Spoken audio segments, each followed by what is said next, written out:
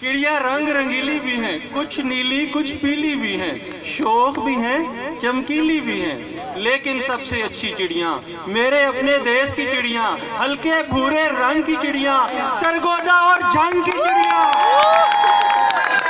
हल्के भूरे रंग की चिड़िया, सरगोदा और जंग की चिड़िया।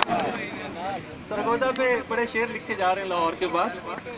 जनावर खाली जेब भी मेरी वहाँ रंग रलियां थीं, मेरे पैर थे सरगोदा की गलियां थीं, मेरे पैर थे सरगोदा की गलियां। और ये जो लाहौर से मोहब्बत है,